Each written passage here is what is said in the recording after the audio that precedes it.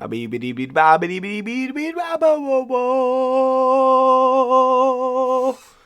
up, y'all? Sorry to get a little vocal on you there, but this is the Philyflishow. We are checking back in for UFC pay-per-view 308.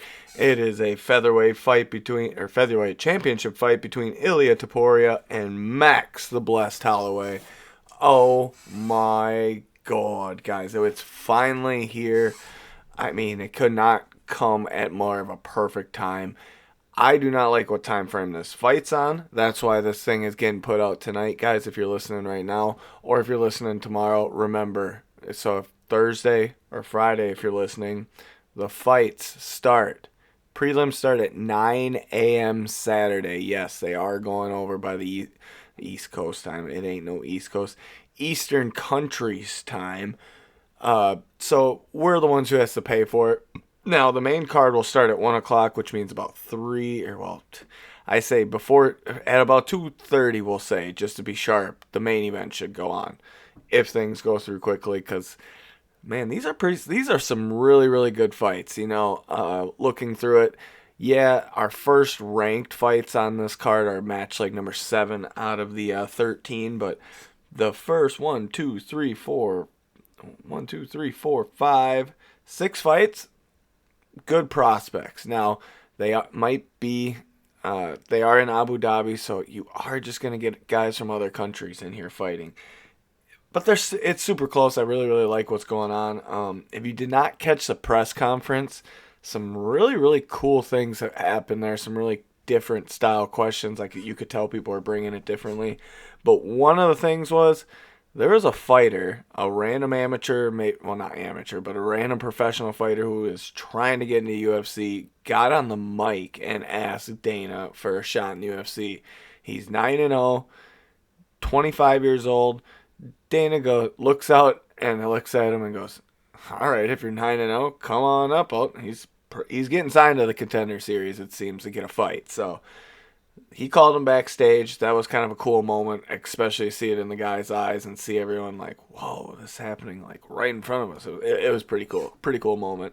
But I do not really like the fake press conference there, man. Like, Max Holloway does his Max Holloway thing. We'll see on Saturday night. He's got that dog in him, and you can see it. And it's just halfway freaking gangster. But then you got Ilia Toporia just talking, just getting annoying. It was crazy. But he did get under Max's skin a little bit, you could tell. So that was kind of fun to watch.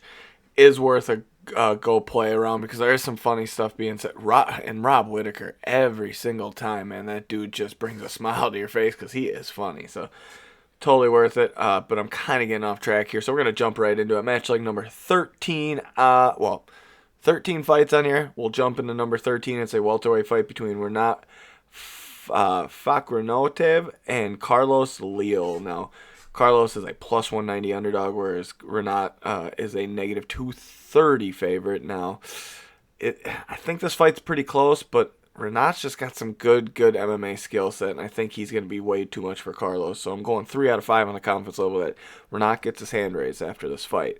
We jump into match like number 12. It's a middleweight fight between Ismail Nurdiv and Bruno Silva. Nurdiv is a negative 180 favorite, whereas Bruno Silva is a plus 150 underdog. Hey, man, this is going to be a tough debut for Ismail. Not saying he can't get it done, but it's a tough fight to be your first fight as a guy like Bruno Silva. Especially a guy like Bruno Silva who's hungry and ready to get a W because he's been on a losing streak.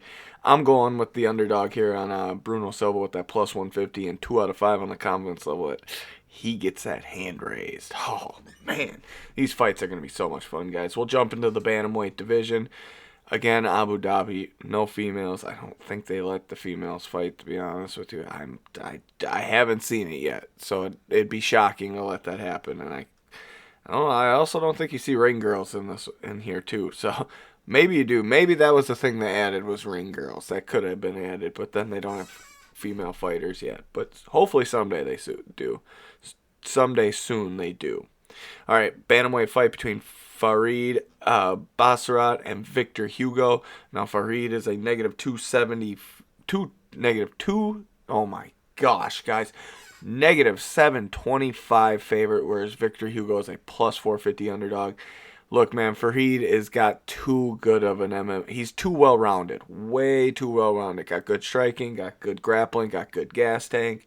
And you got Victor Hugo, who, he's good. He's not elite in any aspect. So when you see that, you're going to go with the favorite there. 3 out of 5 on the confidence level that Farid gets his hand raised, because that guy's got it. I want to see him take on competitors after this if he gets a big win here. All right, this next one, man. Before I say this, it's kind of a crazy night to do this on a Thursday. I usually don't, but I'm watching football on my phone and talking about this at the same time. Kind of cool. It's just different. It feels like a good night. I just want to put that out there and get the vibe out there. But this next fight, we get Kennedy Njoku versus Chris Barnett. Now, Kennedy, he's a light heavyweight fighter coming up to heavyweight. Chris Barnett was supposed to have a fight a couple weeks ago. Hurricane literally threw his whole camp off and was like, you know what, I can't even be in this because I got to take care of my house and my family. And everybody totally thanked him for it. So it's kind of cool to see Kennedy step up and do this. Odds I could find right now, and they're moving like crazy everywhere. I looked on 2 sites, and these 2 were similar. 2 other ones that I seen were totally off, I think. But they have Kennedy as a negative 750 favorite, and Chris Barnett as a 490 plus 490 underdog. Look, you're gonna get Chris probably a plus money, but you're not gonna take that against a guy making a heavyweight debut who doesn't have head movement and likes to take shots, and that's how Chris has almost won every one of his fights, is putting people out because they don't respect his power. Yeah, I'm jumping on Chris. I'm sprinkling Chris on everything. Or not sprinkling him on everything. I'm sprinkling some money on Chris Barnett because he's a plus 490 underdog, and I think he gets his hand raised with a big fashion. I might even put KO on here and get the money up even higher, which would be kind of cool. So we'll see if we can get that pulled through and pull that one out. Match like number 9 is Abus Muhammedov versus Bruno Ferreira. Middleweight fight between these guys. Abus is good and Bruno is good, so this is no slouch fight. But hey, man. Hey. Negative 140 plus 120, that means it's a close fight. But Bruno has just been KOing, TKOing, just blah. Everything's been good. I mean, he's even gotten KO, TKO in between. So, things happen. I see this fight getting, someone's lights is getting put out. And I'm picking Bruno Ferreira to get that big W. 1 out of 5 on the confidence level that Bruno can get his hand raised. All right, guys. Woo! Just for this football game I'm watching. Things are happening there. I'm getting excited because I'm also going down to the casino again this weekend and having a blast. And nobody would have guessed that one for first touchdown on that football game. All right, match like number 8 here. We got Matus Rebecki versus Mebek Orlobai. Now, Orlobai is a negative 320 favorite, whereas Matus is a plus 250 underdog. I didn't know much about both of these fighters. I looked up stuff, but you don't get to fully see everything about every fighter all the time or remember everything. So I just went with a guy who I think could get a good finish or get the W. And I'm gonna go with the favorite here at negative 320 in Orlobai. I just think his MMA skill set's gonna be a little too much for Bebeki. I don't think it's gonna be a close fight, to be honest with you guys. I think it's gonna be a beat down. All right. Match like number 7 gets into the welterweight division. We get our first ranked fights of the night. We get Jeff Neal, 10th ranked in the welterweight division, versus Rafael Dos Anjos, who's number 15th in the lightweight division. He kind of bounces back and forth between the welterweight and lightweight division. I'd rather him just stick in one, but he's kind of small in the welterweight division, but then in lightweight he's just kind of too big, and it's hard for him to always make weight. So that's the reason why you see him bounce between the two divisions. Jeff Neal is a great striker and actually has some good grappling defense, but his weakness is guys who can strike and grapple and either A, put the striking on him and put him down, B, they go for the grapple, take him down, he defends it, they end up kind of beating him down and then get him in a submission. It's just been bad for him, and that's literally Rafael dos Anjos' game. So negative 290 on Jeff Neal, plus 235 on Rafael. I'm going Rafael here. I'm going with my gut, man. I've been saying it all for like 2 weeks here. I think Rafael gets his win here because he's just too good at mixing it up between the grappling, the wrestling, and the striking. And it's going to be too much for Jeff Neal, I think. 3 out of 5 on the confidence level. He gets his hand raised. So far tonight, guys, a lot of underdogs, and you'll see coming up here what I mean too, why I say this, which could be a risky night, could be a big night for sports gambling for the Philyflishow. All right, matchup number 6 is a featured prelim bout. It got moved into here. I don't understand why. I like both these fighters, but to move them to the featured prelim is literally just for the fan base live in Abu Dhabi. Ibo Islam versus Rafael Sakura. Sakura's a negative 125 favorite, whereas Ibo's a plus 105 underdog. Super close fight. I flipped the coin here and went with the coin side that got flipped. We ended up with Rafael, or not Rafael. It could be Rafael. It's Rafael or Rafael Sakura. We're just going to say we landed on Sakura. 1 out of 5 on the confidence level. He gets his hands raised. I'm not betting that fight, guys. It's way too close. It's going to be a good fight, but it's way too close for me to bet on. All right. Getting a little long in the tongue here. We are jumping to the main card, which is super cool.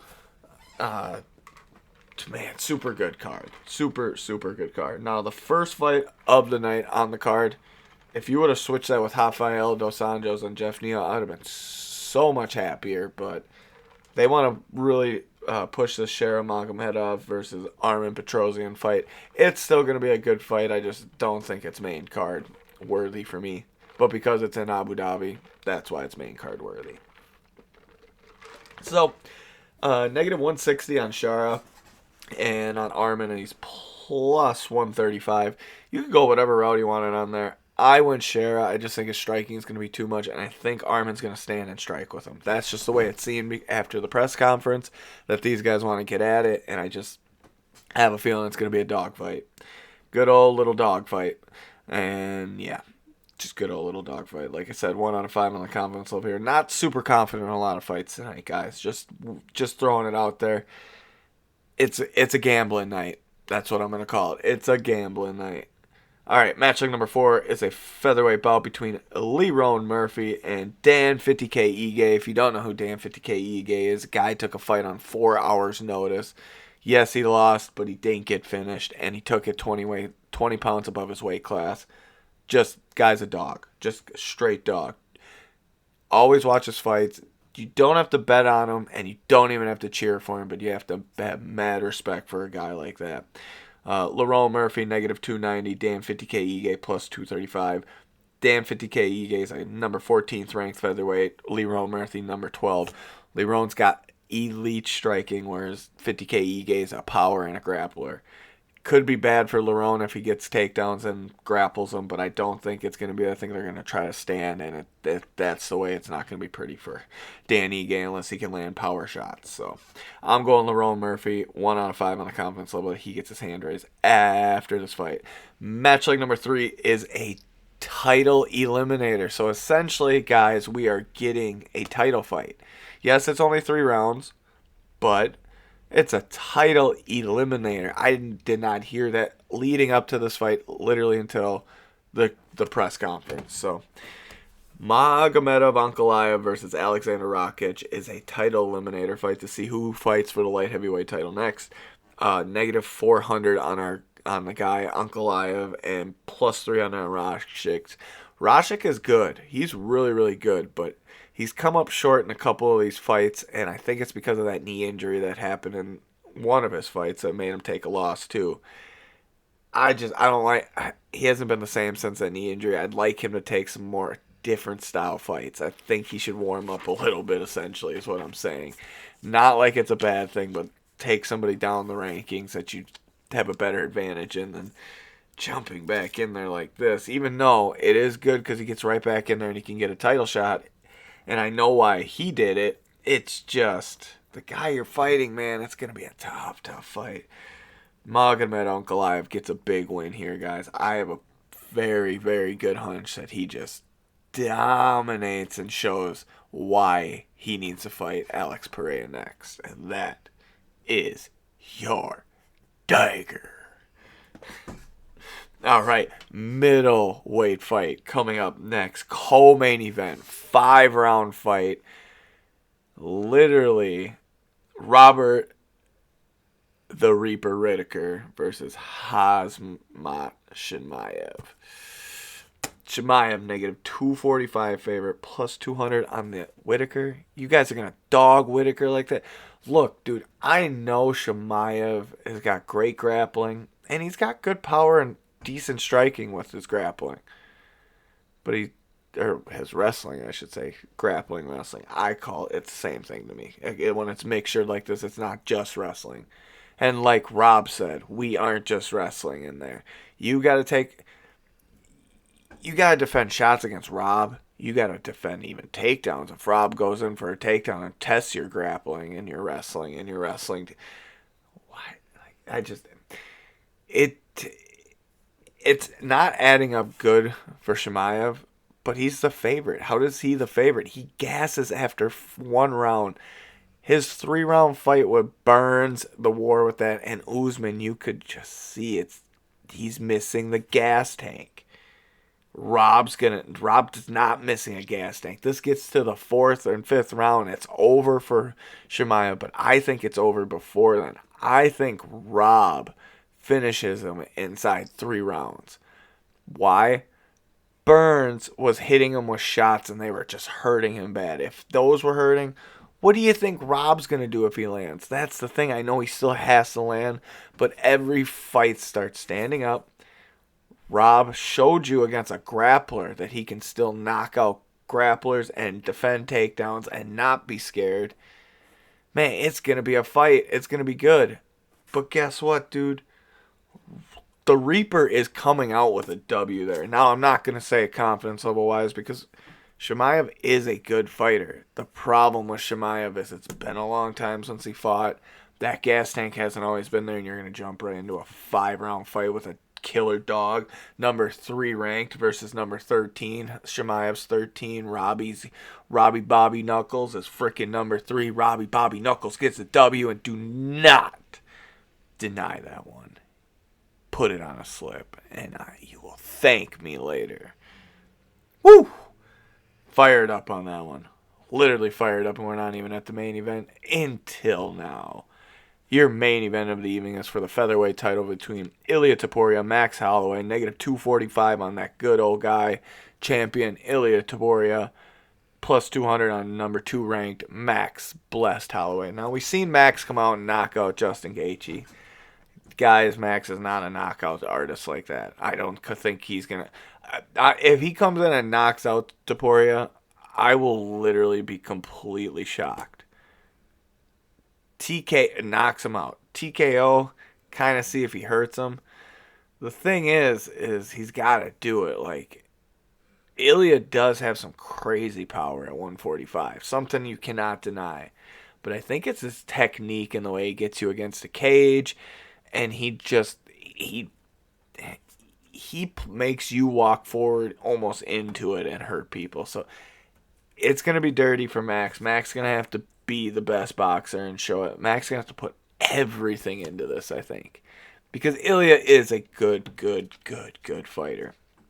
The problem, I think, for Ilia is going to be the size difference and the reach. He's not going to be used to it. He's not going to be fully used to it. It's going to take him a second to get to. And in that second, does Max see what he needs to see, go for the finish right in the first round, let's say. Max ain't a knockout artist, but at the end of his career, is he learning something? It was a hard one to pick. I wanted to go with the favorite and go with Ilia. It says a Max Blessed house, but Ilia's on the same level with me with Max. The problem is I don't like how Ilia's been talking, and it bugs me. So I might have got a little blurred in the vision, but man, Max Blessed Holloway gets the W. Now, I'm not going to lie to you guys. I went 10 for 12 on the last pay-per-view. That was fire. But again, I missed the main event. I have missed so many main events. I think my percentage is down to like 21% on main events. Absolutely crazy so far in the last like 6 months. It's really, really bad. So you can tail what I said on the main event, or you can go against it. I'm going to tell you right now, if you're betting on it, any of the ones I said, and the Max Holloway pick is a 1 out of 5 on the confidence level. Any of those, just know this weekend, this Saturday morning, that's gambling. And that's why we call it gambling. All right, y'all. Philyflishow is going to check out. I have no parlays for you because I pick so many underdogs that if you tail my picks and let's just say I only miss one underdog pick and you tail them single pick, you're going to be making some crazy money off of me. So tail the single picks, tail the underdogs, fade the underdogs if you like your fades, especially that main event. People have been telling me that they've been fading my main events the last couple months. And I'm laughing, dude. I don't mind it. As long as you're making some money, that's what this is here for, the average Joes. A good sports picker is just as a good sports picker is just as good as a bad sports picker. There is no difference. Tail what you want, fade what you want. Shout out to Right Way Production Studios for always making this happen. Peace the bleep out, y'all.